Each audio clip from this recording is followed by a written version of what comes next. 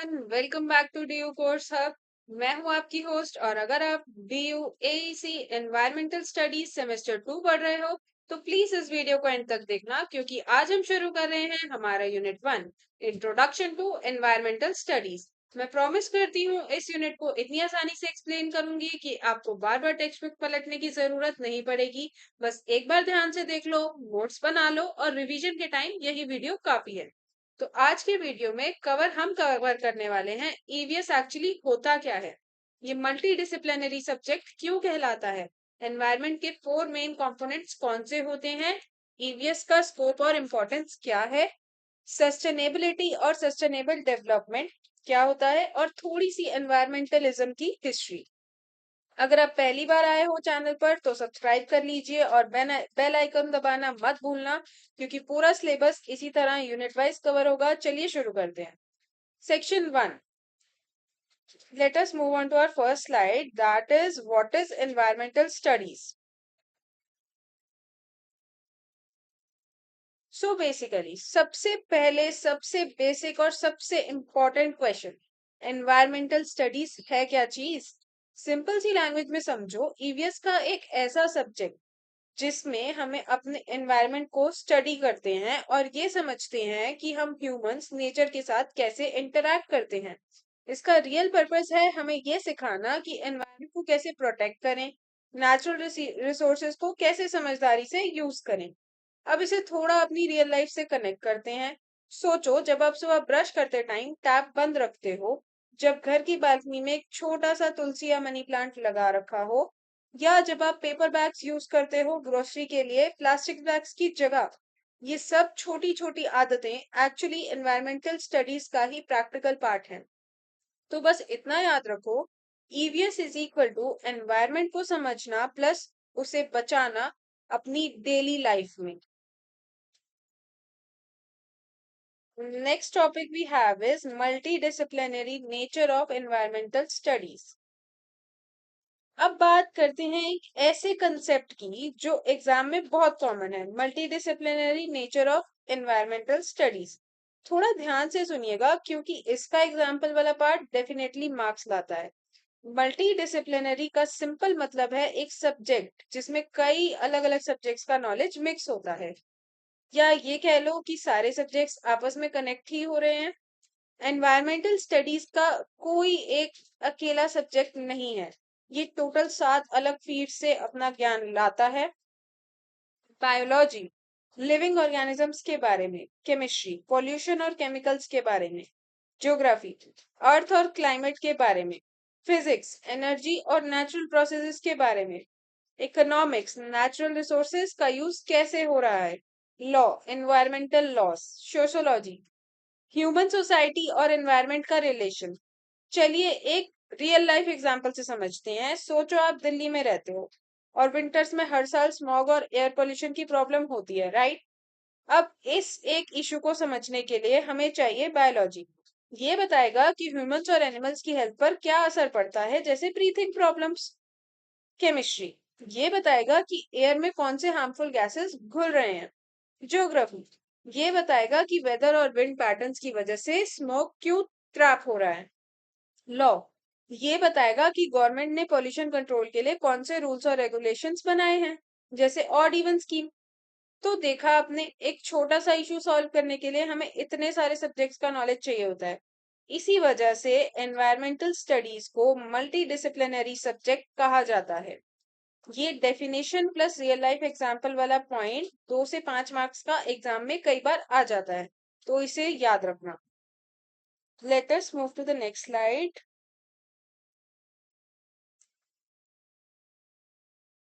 Components of environment. अब आते हैं वीडियो का सबसे इंपॉर्टेंट टॉपिक, एनवायरनमेंट के 4 मेन कंपोनेंट्स। मैं इन्हें डायग्राम के साथ भी एक्सप्लेन करूंगी नेक्स्ट स्लाइड में, ताकि आपको याद रखना इजी हो जाए। First is atmosphere. एटमॉस्फेयर वो गैसेस की चद्दर है जो पूरी अर्थ को सराउंड करती है। इसमें होता है ऑक्सीजन, नाइट्रोजन, कार्बन डाइऑक्साइड जैसी बहुत सारी गैसेस। इसकी इंपॉर्टेंस क्या है, हमें सांस लेने के लिए ऑक्सीजन देते हैं, सन की हार्मफुल यूवी रेस से हमारी स्किन और हेल्थ को प्रोटेक्ट करती है। कौन सी लेयर प्रोटेक्ट करती है भाई, ये आप लोग कमेंट्स में बताना। वेदर और क्लाइमेट को कंट्रोल करती है। रियल लाइफ एग्जांपल से देखते हैं। जब आप समर्स में एसी या कूलर यूज करते हो या जब सडनली बारिश शुरू हो जाती है, ये सब एटमॉस्फेयर की ही एक्टिविटी होती है। Next is hydrosphere. हाइड्रोस्फीयर में अर्थ का सारा पानी आता है, ocean, rivers, lakes, ground water, ice and glaciers. इसकी इम्पोर्टेंस ये है, इन चीजों से हमें क्या मिल रहा है? बेसिकली हमें ड्रिंकिंग वाटर भी हाइड्रोस्फीयर से मिल रहा है। फार्मिंग के लिए भी जरूरी है हमारा ड्रिंक वाटर, उसके लिए भी हमें हाइड्रोस्फीयर से मिल रहा है। Industries, home use, supports, aquatic life, इन सब के लिए वाटर की इम्पोर्टेंस बहुत है। और ये सब वाटर हमें हाइड्रोस्फीयर से ही मिल रहा है, जो हमारा एनवायरनमेंट के चार मेन कंपोनेंट्स में से एक कंपोनेंट है। दो कंपोनेंट्स हो गए, जिसमें एटमॉस्फेयर था हमारा द एयर सराउंडिंग अस के लिए, एंड हाइड्रोस्फीयर था हमारा the water we need. Next components पे आते हैं। Next we have is lithosphere and biosphere. Lithosphere earth की सॉलिड आउटर लेयर है, जिसमें आता है लैंड, रॉक्स, सॉइल, माउंटेन्स। इसकी इम्पोर्टेंस क्या है? क्रॉप्स उगाने के लिए जरूरी है। हाउसेस और रोड्स बनाने के लिए मिनरल्स का सोर्स है। एग्जाम्पल, आपका घर, आपका कॉलेज कैंपस, सब लिथोस्फीयर पर ही खड़ा है। Next is biosphere. बायोस्फीयर में आता है सारे living organisms, humans, animals, plants and micro organisms. Importance, earth पर लाइफ को पॉसिबल बनाता है बायोस्फीयर। इकोलॉजिकल बैलेंस मेंटेन करता है। एग्जाम्पल, आप खुद, आपका पेट डॉग या कैट, आपके घर के प्लांट, सब बायोस्फीयर का हिस्सा है। बायोस्फीयर में all living organisms will come. याद रखना, सोचो एक सर्कल जिसमें एटमॉस्फेयर ऊपर है और wait, let me show you the diagram.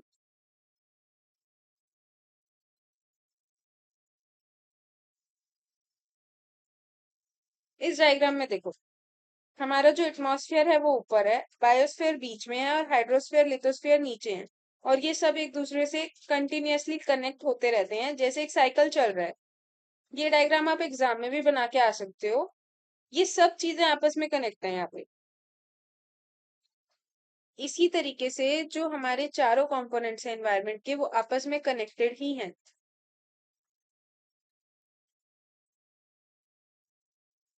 Next we have is scope of environmental studies. Scope का मतलब होता है वो सारी एरियाज जो एनवायरमेंटल स्टडीज कवर करते हैं। इसमें शामिल हैं natural resources, ecosystems, biodiversity, pollution, climate change, waste management, wildlife conservation, sustainable development. Simple words में समझो, ईवीएस हमें एनवायरमेंटल प्रॉब्लम्स को समझने में भी हेल्प करता है और उनके सॉल्यूशंस ढूंढने में भी। Next is importance of environmental studies. चलिए अब देखते हैं ईवीएस इम्पोर्टेंट क्यों है। एनवायरमेंटल प्रॉब्लम्स के बारे में अवेयरनेस क्रिएट करता है। फॉरेस्ट, वाइल्ड लाइफ और वाटर प्रोटेक्ट करने में हेल्प करता है। पॉल्यूशन कम करना सिखाता है। रिसोर्सेज का सस्टेनेबल यूज एनकरेज करता है। हमारी हेल्थ और क्वालिटी ऑफ लाइफ इंप्रूव करता है। Next topic we have is sustainability, which is again a very important topic, क्योंकि इस टॉपिक से आपको बहुत सारे क्वेश्चंस देखने को मिल जाएंगे अपने एग्जाम्स में। और मेजर एक क्वेश्चन तो इस टॉपिक से आता ही आता है। सस्टेनेबिलिटी का मतलब है नेचुरल रिसोर्सेज को इतनी समझदारी से यूज करना कि वो फ्यूचर जनरेशन के लिए भी बचे रहें। रियल लाइफ एग्जांपल्स की बात करते हैं। ब्रश करते वक्त टैप बंद रखना, उससे आप क्या कर रहे हो? उससे आप पानी को बचा रहे हो। प्लास्टिक बैग की जगह क्लॉथ बैग यूज करना, आप प्लास्टिक का यूज कम कर रहे हो। प्लांटिंग ट्रीज, घर या सोसाइटी में आप अगर पेड़ लगा रहे हो तो इन एनी वे वो आपको एक टाइम पे हेल्प करेंगे ही करेंगे। आजकल इतना डिफोरेस्टेशन बढ़ चुका है कि ऑक्सीजन लेवल, पता है आपको, दिल्ली में कितना डाउन जाता है कई बार। तो अगर आप अभी से प्लांटिंग शुरू कर दोगे तो ये आपको फ्यूचर में बहुत हेल्प करेगा। पेपर और प्लास्टिक को रिसाइकल करना, जरूरत ना हो तो लाइट्स और फैन ऑफ रखना, ये सब हम बचपन से सीखते आ रहे हैं और यही चीजें आज हम दोबारा पढ़ रहे हैं और ये हमारे फ्यूचर में बहुत काम आएंगी अगर हम आज से रीस्टार्ट कर देंगे इन चीजों को। बस इतना सोचो, जितना यूज करो उतना ही रिप्लेस भी करने की कोशिश करो, ताकि रिसोर्सेस खत्म ना हो और हमारी अगली जनरेशन के लिए भी बचे रहें।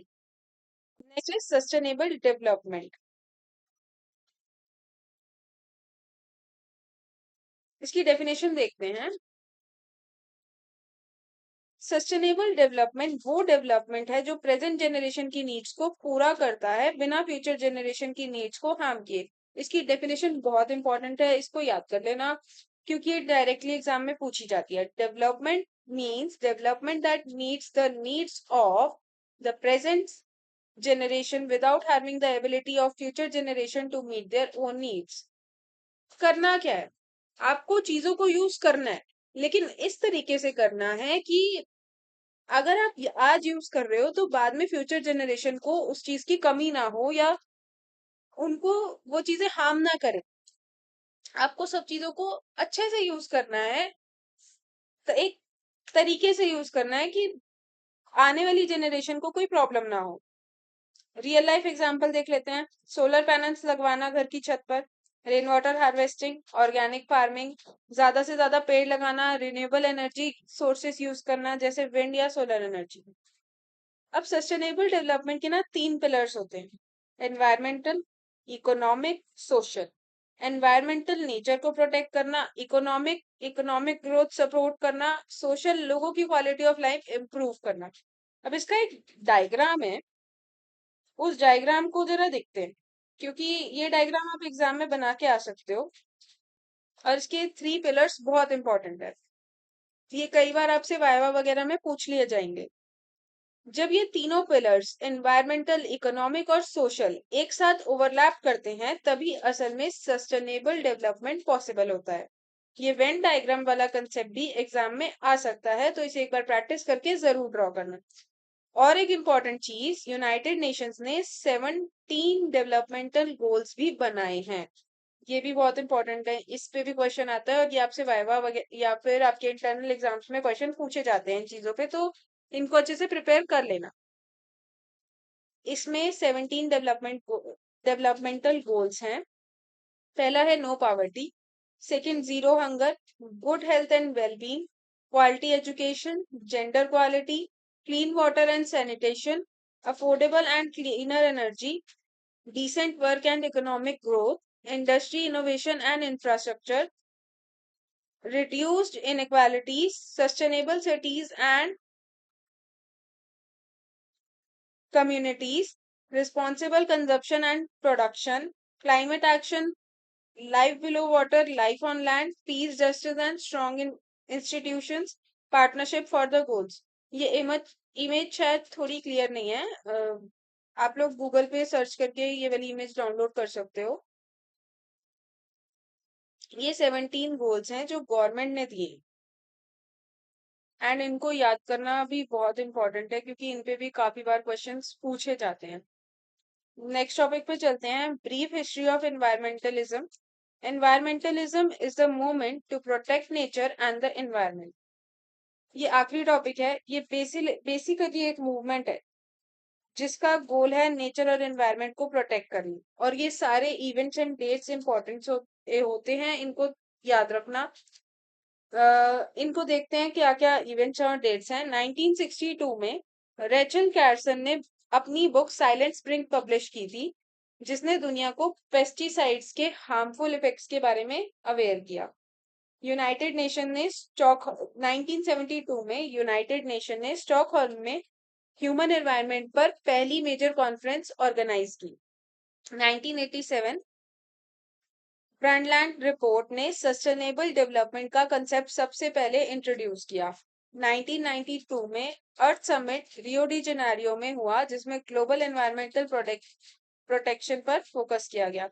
2015 यूनाइटेड नेशंस ने 17 एसडीजीज अडॉप्ट किए एक बेटर और सस्टेनेबल फ्यूचर बनाने के लिए। ये जो 17 एसडीजी गोल्स अभी हमने ऊपर देखे थे, ये 17 एसडीजी गोल यूनाइटेड नेशन ने अभी अडॉप्ट किए हैं, जिस किस लिए किए हैं ताकि हम एक सस्टेनेबल फ्यूचर को बना पाए। इसको एक शॉर्ट स्टोरी की तरह याद कर लो। 1962 में एक बुक आई, 1972 में पहली कॉन्फ्रेंस हुई, 1987 में एक रिपोर्ट आई, 1992 में एक सबमिट हुआ और 2015 में गोल्स बने। ठीक है, सो ये था आज का unit 1, introduction to environmental studies. मैंने ट्राई किया कि हर टॉपिक को रियल लाइफ एग्जांपल के साथ आसान बनाने का आसान बना सकूं ताकि आपको इजीली समझ आए। अगर वीडियो हेल्पफुल लगा हो तो प्लीज एक लाइक जरूर कर देना, चैनल को सब्सक्राइब कर देना ताकि यूनिट 2 का नोटिफिकेशन मिस ना हो, और कमेंट में जरूर बताना कि आपको ये एक्सप्लेनेशन कैसा लगा और अगला टॉपिक क्या चाहिए। मिलते हैं नेक्स्ट वीडियो में, तब तक के लिए डीयू कोर्स सबकी तरफ से बस इतना ही कहना चाहूंगी, पढ़ते रहो, सीखते रहो और अपना बेस्ट दो। Bye bye, take care.